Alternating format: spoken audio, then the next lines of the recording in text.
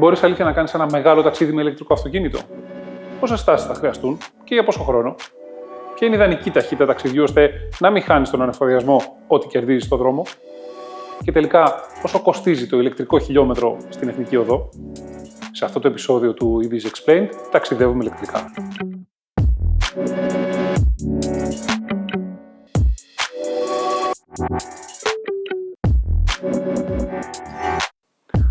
Ο σωστός προγραμματισμός είναι το μυστικό κάθε ταξιδιού με EV. Τα περισσότερα σύγχρονα ηλεκτρικά διαθέτουν ενσωματωμένο route planner που υπολογίζει τη διαδρομή, την κατανάλωση και τις απαραίτητες στάσεις για φόρτιση.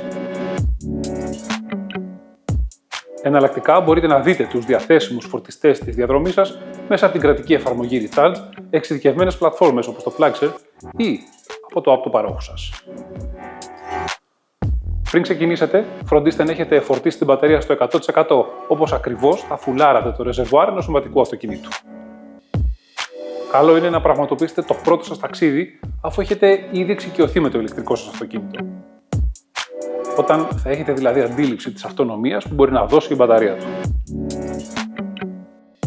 Επειδή στον αυτοκινητόδρομο η όρεξη ενός ηλεκτρικού για κιλοβατώρες ανοίγει, καλό είναι επίσης να έχετε πραγματοποιήσει πιο πριν μια μικρή εξόρμηση σε ανοιχτό δρόμο.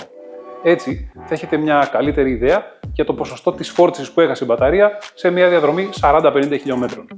Με αυτή τη γνώση θα μπορέσετε να προγραμματίσετε στη συνέχεια ένα πιο μακρινό ταξίδι χωρίς το άγχος της αυτονομίας. Σαν γενικό κανόνα πάντως, υπολογίστε πως στο ταξίδι ένα ηλεκτρικό αυτοκίνητο θα πετύχει περίπου το 80% της αυτονομίας που σημειώνει στις καθημερινές διαδρομές. Με λίγα λόγια, τα 400 χιλιόμετρα που βγάζει μια φορτισμένη μπαταρία σε διαδρομές τύπου σπίτι-γραφείο θα πέσουν κοντά στα 320.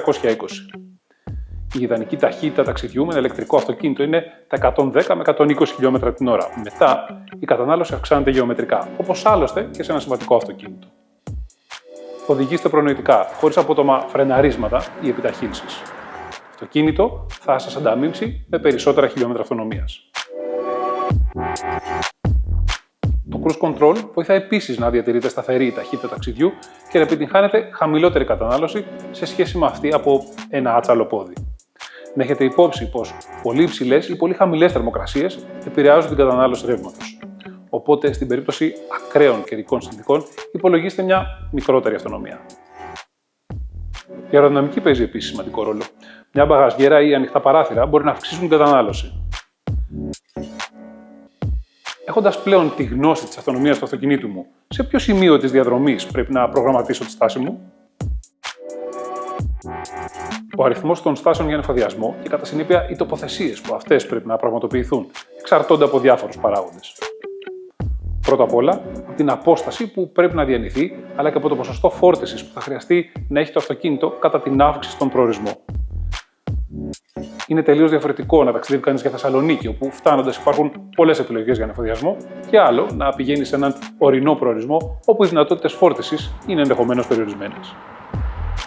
Αυτό θα ελαχιστοποιήσει το χρόνο αναμονής στον ενδιάμεσο ανεφοδιασμό. Σε κάθε περίπτωση, η στρατηγική των στάσεων που θα σχεδιάσετε πρέπει να είναι τέτοια ώστε να εκμεταλλευτείτε ιδανικά το φάσμα εκείνο της μπαταρίας που φορτίζει ταχύτερα. Αυτό πρακτικά κυμαίνεται από το 10 ως το 80%. Άρα, φτάνοντας στο φορτιστή, καλό θα είναι η στάθμη της μπαταρίας να μην έχει πέσει κάτω από το 10%. Αντίστοιχα, δεν έχει νόημα να φορτίζετε την μπαταρία σας πάνω από το 80%. Είναι καλύτερο να πραγματοποιήσετε μια ακόμα σύντομη στάση παρά να περιμένετε μέχρι να φτάσει στο 100% της φόρτισης. Αυτό σημαίνει ότι για ένα αυτοκίνητο που με άνεση βγάζει 300 χιλιόμετρα στον αυτοκινητόδρομο, η πρώτη στάση θα πρέπει να γίνει πριν διανυθούν περισσότερα από 270 χιλιόμετρα. Αφού στο 10% της φόρτισης η υπολοιπόμενη αυτονομία δεν θα ξεπερνά τα 30 χιλιόμετρα. Αναχωρώντας τώρα από το φορτιστή με την μπαταρία φορτισμένη στο 80%, η τρέχουσα εμβέλεια είναι κοντά στα 240 χιλιόμετρα, δηλαδή το 80% των 300 χιλιόμετρων.